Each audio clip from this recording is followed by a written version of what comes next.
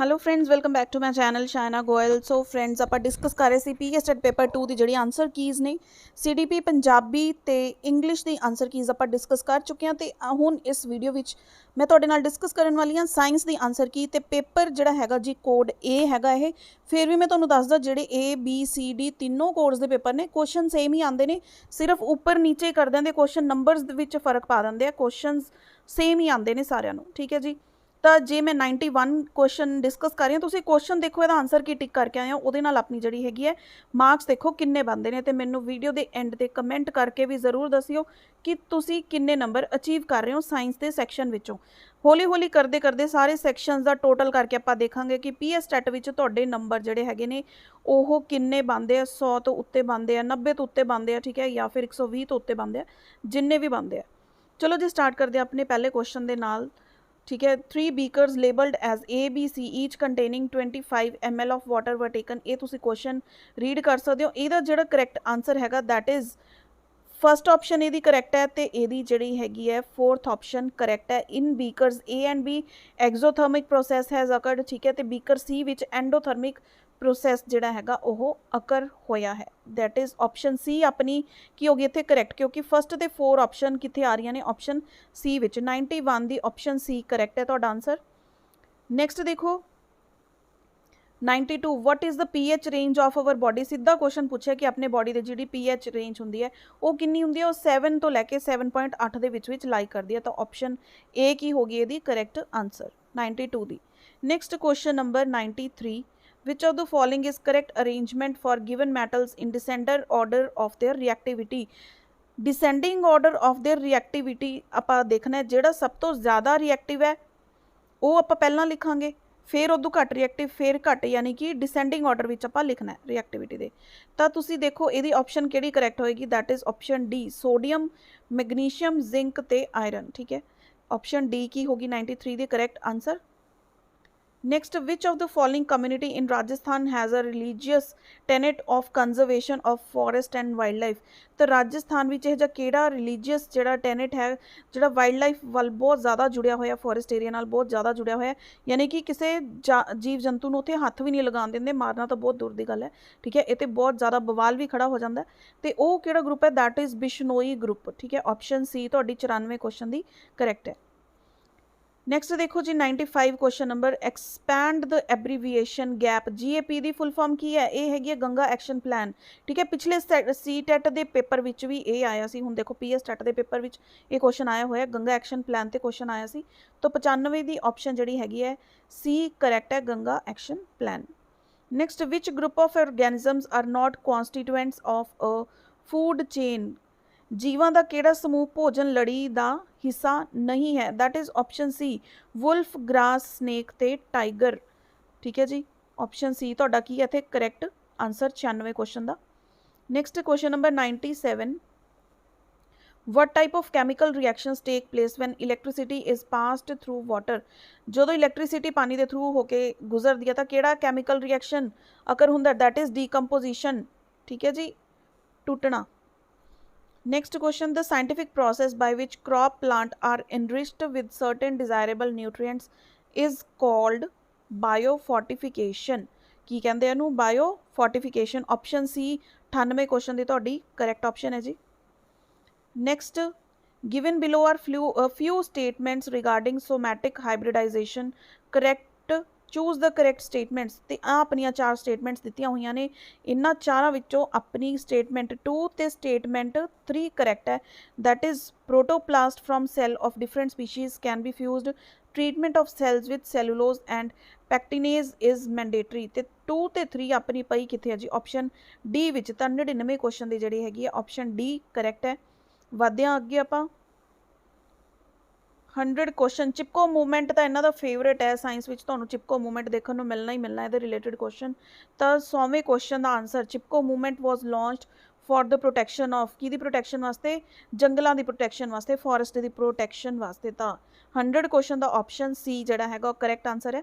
Next among the following biogeochemical cycles which one does not have losses due to respiration. 101 का answer है correct D all of these, that is phosphorus भी सही है, nitrogen भी सही है ते सल्फर भी सही है, all of these, all of the above. हुण जे तुसी मेरी वो मैराथन वाली क्लास लगाई है, मैराथन नहीं सॉरी ਜਿਹੜੀ लास्ट मिनट प्रैपरेशन वाली, मैं ਉਹਨੂੰ ਉੱਥੇ ਤੁਹਾਨੂੰ ਕਿਹਾ ਸੀ ਕਿ ਜਿਹੜੇ 80+% ਚਾਂਸਿਸ ਹੋ ਜਾਂਦੇ ਆ ਉਹ ਆਲ ਆਫ ਦੀ ਅਬਵ ਦੇ ਹੁੰਦੇ ਨੇ। ਜੇ ਤੁਹਾਨੂੰ ਸ਼ੋਰ ਨਾ ਹੋਵੇ ਤੁਸੀਂ ਆਲ ਆਫ ਦੀ ਅਬਵ ਤੇ ਟਿਕ ਕਰ ਆਓ, ਠੀਕ ਹੈ ਜੀ, ਤੁਹਾਡਾ ਆਨਸਰ ਸਹੀ ਹੋਗਾ, ਕਿਉਂਕਿ ਆਪਸ਼ਨ ਪਾਉਂਦੇ ਹੀ ਤਾਂ ਹੁੰਦੇ ਆ ਜ਼ਿਆਦਾਤਰ ਜੇ ਸਾਰੀਆਂ ਆਪਸ਼ਨਾਂ ਸਹੀ ਹੁੰਦੀਆਂ ਨੇ। ਤੁਸੀਂ ਕਿੰਨੇ ਕੁਐਸਚਨਸ ਦੇਖ ਲਓ, ਸਾਰੇ ਕਿੱਥੇ ਤੁਹਾਨੂੰ ਆਲ ਆਫ ਦੀ ਅਬਵ ਦੇਖਣ ਨੂੰ ਮਿਲਦਾ, ਤਾਂ 80+% ਚਾਂਸਿਸ ਉੱਥੇ ਹੁੰਦੇ ਆ ਜਿੱਥੇ answer all of the above ਹੀ ਸਹੀ ਹੁੰਦਾ। Next, if the carbon atoms fixed by producers already have passed through 3 species, the tropic level of last species would be। ਹੁਣ ਦੇਖੋ ਕੀ ਕਿ ਇਹਨਾਂ ਨੇ 3 species ਚੋਂ ਪਾਸ ਹੋ ਚੁੱਕੇ ਹੈ ਤਾਂ ਇਹਦਾ ਟ੍ਰੋਪਿਕ ਲੈਵਲ ਕੀ ਹੋਣਾ ਹੈ, ਟਰਸ਼ਰੀ ਕੰਜ਼ਿਊਮਰ, ਕਿਉਂਕਿ 3 species ਵਿੱਚੋਂ ਪਾਸ ਹੋ ਚੁੱਕੇ ਆਲਰੇਡੀ, 3 ਦਾ ਮਤਲਬ ਟਰਸ਼ਰੀ। ਆਪਸ਼ਨ ਸੀ ਕੀ ਹੋਗੀ 102 ਦੀ ਕਰੈਕਟ ਆਨਸਰ। ਨੈਕਸਟ ਹੈਗਾ ਜੀ ਮੈਚਿੰਗ ਵਾਲਾ ਕੁਐਸਚਨ। ਮੈਚਿੰਗ ਵਾਲੇ ਕੁਐਸਚਨ ਬਹੁਤ ਪਾਉਂਦੇ ਹੁੰਦੇ ਆ ਇਹ, match correctly the following and choose the correct option. ਇਹਦੀ ਤੁਸੀਂ ਹੁਣ ਮੈਚਿੰਗ ਕਰਨੀ ਹੈ 103 ਨੰਬਰ ਕੁਐਸਚਨ ਦੀ, ਤੇ ਫਸਟ ਦੀ ਮੈਚਿੰਗ ਕਿਹਦੇ ਨਾਲ ਹੋਏਗੀ, environment pollution act option C दे नाल, ठीक है। Air prevention and control of pollution act कित्थे मैच होएगा जी, डी दे नाल 1981।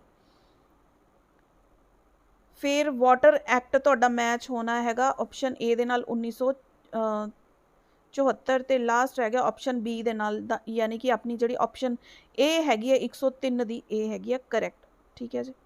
नैक्सट देखो sorry, which of the following impurities is easiest to remove from waste water। waste water चो केड़ी impurity है जिहड़ी सब तो easy है remove करनी, that is suspended solids, option D तैरदा ठोस पदार्थ। next 105 question number, the historic convention on biological diversity held in Rio de Janeiro in 1992 is की है वो the earth summit, option B 105 दी सही है।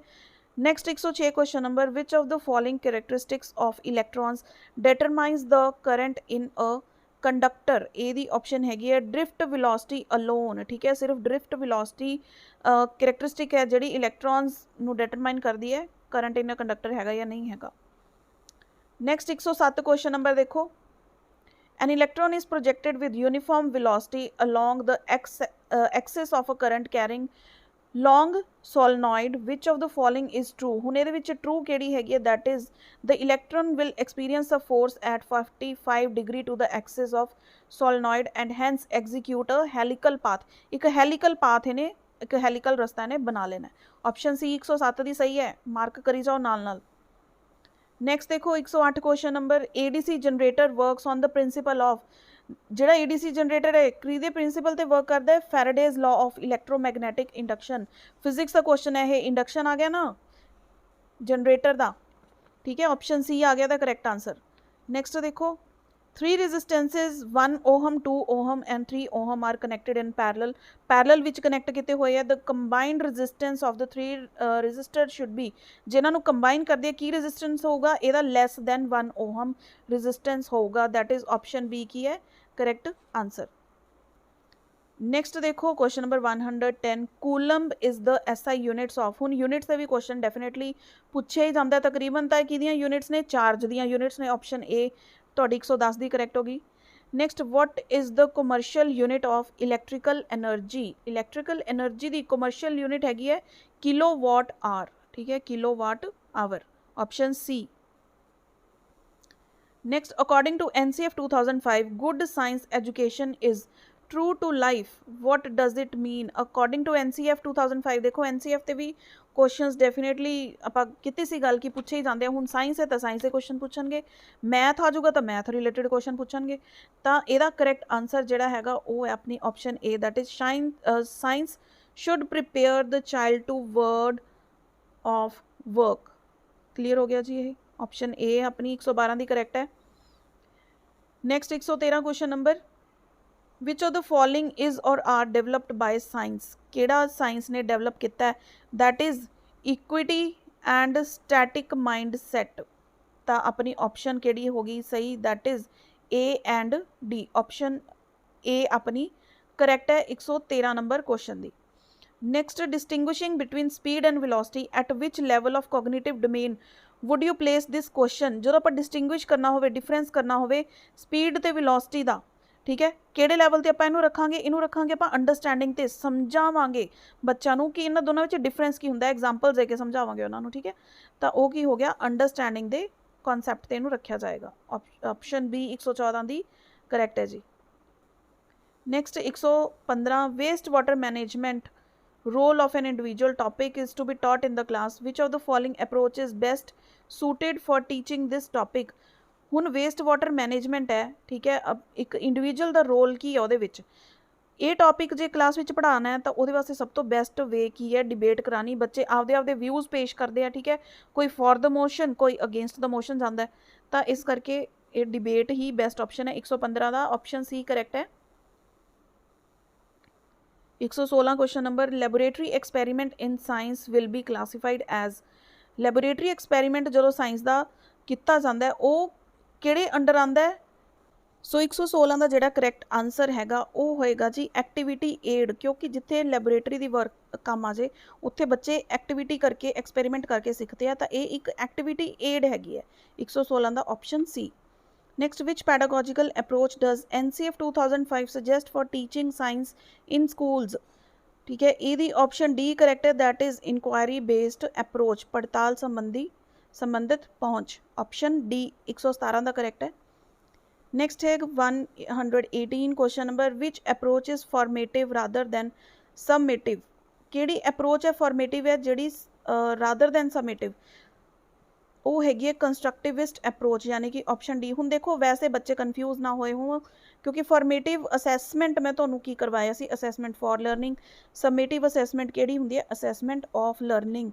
लेकिन उरे पूछा की गया अप्रोच केड़ी है, तो कंस्ट्रक्टिविस्ट की है एक अप्रोच है। जो कंस्ट्रक्टिविज्म का टॉपिक तुहानूं करवाया सी उहदे विच बकायदा दस्सिया सी कि ये कोई मैथड नहीं है, ये एक अप्रोच है। तो फॉर्मेटिव अप्रोच केड़ी है, कंस्ट्रक्टिविस्ट। ऑप्शन डी की हो गया 118 का करेक्ट आंसर।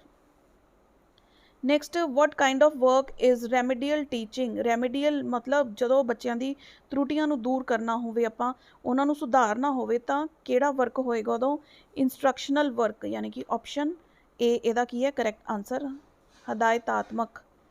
लास्ट क्वेश्चन जी साइंस का अपना, which among the following is or are not the characteristics of good evaluation tool. किहड़े हैगे बिलो गिवन विचों, that is aptitude. Option D, ठीक है, इवैल्यूएशन जब आप सही तरीके नाल बच्चे की करनी है तो एप्टीट्यूड है जिहड़े पूरे आपां कहने नॉट गुड टूल, ठीक है जी। ऑप्शन डी 120वें क्वेश्चन का आंसर हो गया। तो इत्थे अपनी साइंस की एक्सपैक्टिड आंसर की भी कंप्लीट होंदी है फ्रेंड्स। तो इस तो बाद अपने को रह गया एक मैथ का टॉपिक, ठीक है। मैथ आप सिर्फ आंसरस नहीं देखांगे, थोड़ा उन्होंने सॉल्व भी करके देखांगे। सो फ्रेंड्स, जो तुहानूं ये वीडियो हैल्पफुल लगी हो तो लाइक एंड शेयर जरूर करियो, तो मैनू कमेंट करके दस्सियो किहड़े बच्चे सीटेट का पेपर दे रहे हैं तो उसकी तैयारी शुरू करना चाहते हैं।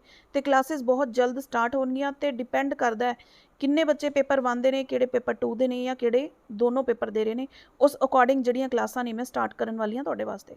सो फ्रेंड्स, मिलते हैं अगली वीडियो विच। Till then keep watching.